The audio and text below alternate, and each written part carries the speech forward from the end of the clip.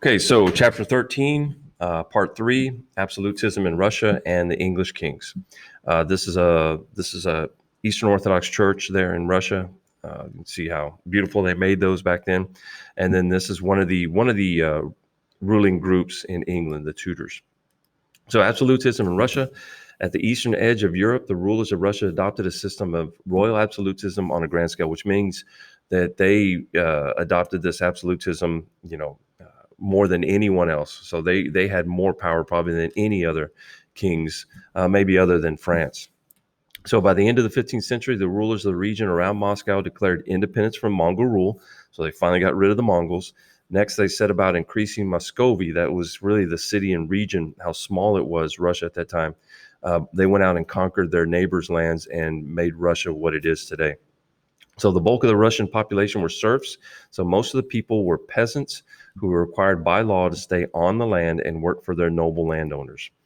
Just when serfdom was ending in Western Europe, like in England and everywhere else, it was increasing in Eastern Europe in places like Russia. In return for their powers over the serfs, so the nobles, what the agreement was, is the Russian Tsar, which was the king, would use his army to keep the serfs under control for the nobles, so that the nobles could use the serfs to work on the land. So here's Catherine the Great, here's Peter the Great, and then here's Ivan the Terrible. Different czars. So Peter the Great, Peter turned Russia from a backward nation to a modern power by introducing Western ideas, culture, and technology. He went on a voyage to the West. He worked in shipyards in Holland, and then he visited England. In Russia, he executed his mutinous palace guards and developed a new army on Western lines. So he goes to the West, he visits the West, he gets new ideas, he comes back, and his palace guards actually try and kill him, and he ends up executing those palace guards, and he starts all these Western reforms. He was forced to make the Russian nobles, old Russian nobles, shave their beards, and they started to wear Western style clothes instead of the traditional Russian clothes. So here's a kind of a painting of that. This is a guy in Western clothes and shaving off the beard of a noble. So he defeated he defeated his neighbors, Sweden and Turkey, greatly extending Russia's boundaries. He took control of the church in Russia.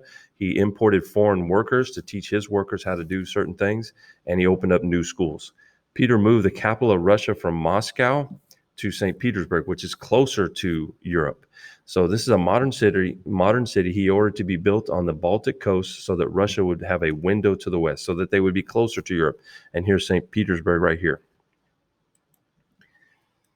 All right, Catherine the Great. 40 years after Peter's death, Catherine II continued Peter's policies of expansion and westernization, so growing Russia even bigger.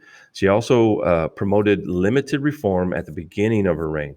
This corresponded with the French thinkers, so the Enlightenment thinkers that we're going to get to, and even granted nobles their own charter rights. So she gave some of the wealthy families their own rights.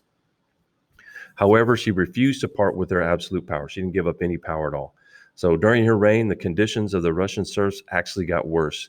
She defeated the Ottoman Empire, expanded Russia's border to the Black Sea, and carved up Poland with her neighbors. So here's a painting of Catherine the Great. So what you have is your enlightened countries over here who've given up serfdom, who've given people rights and things like that. And then what you have over here is Russia. You can see the people in chains, the serfs in chains, the serfs really doing all of the work and keeping the empire up. And on here it says we can improve life through freedom of thought, freedom of press, education, and critical thinking, freedom of religion, economic freedom.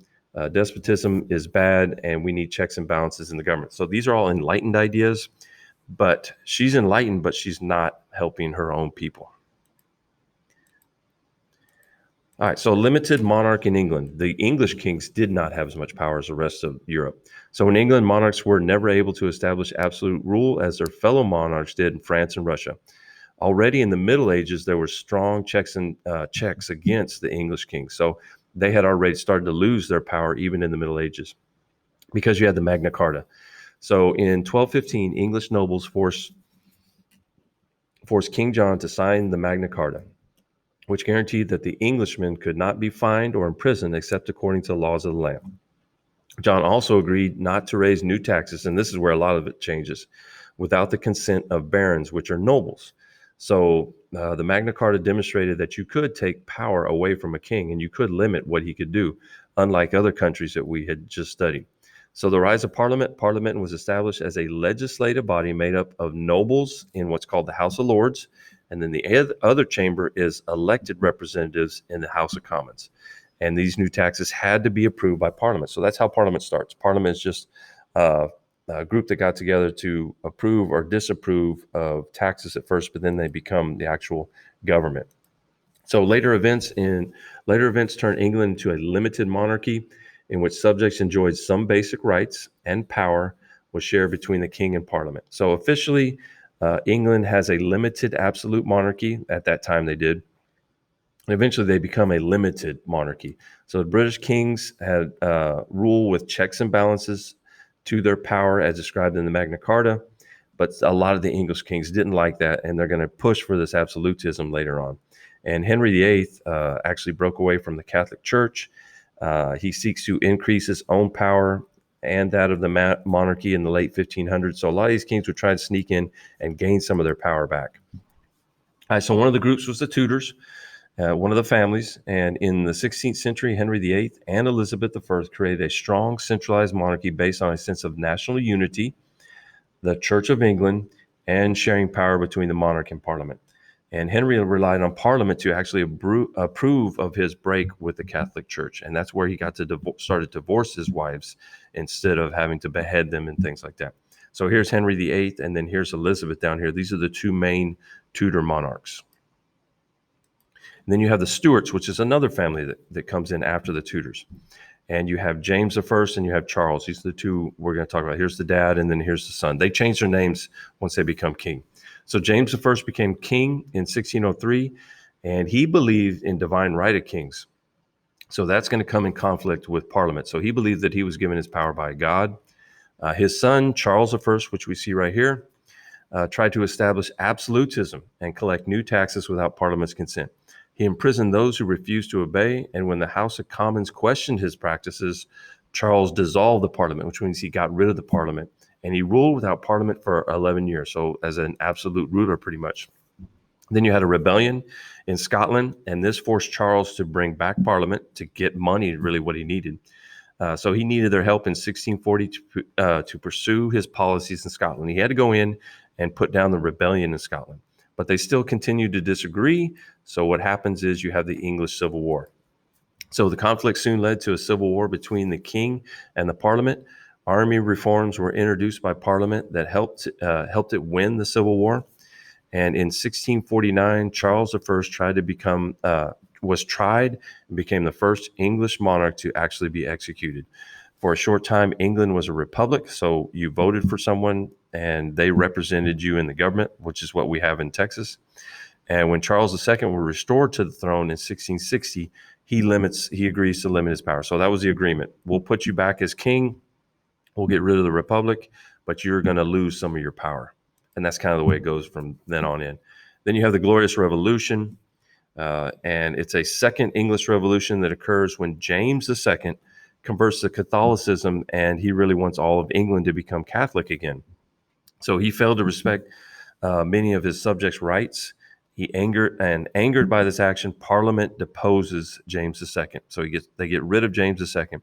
They invite James's daughter and her husband to come in and take his place. Here's the actual execution of Charles. This is Charles here, and he was beheaded. And here's a painting of the Glorious Revolution. So this is going to be William and Mary. So in 1689, William and Mary, the new rulers, agreed to the Bill of Rights. So once people have on paper their rights, you're really not going to lose those. So the king and queen really lose pretty much all their power. So this established Parliament's supremacy over the king and other rights.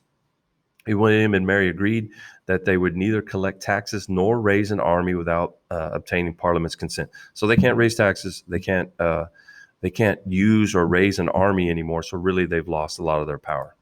These events marked the final shift of power from the monarchs to the Parliament. So now Parliament was more powerful than the king. And the Parliament was never again successfully challenged by kings in England.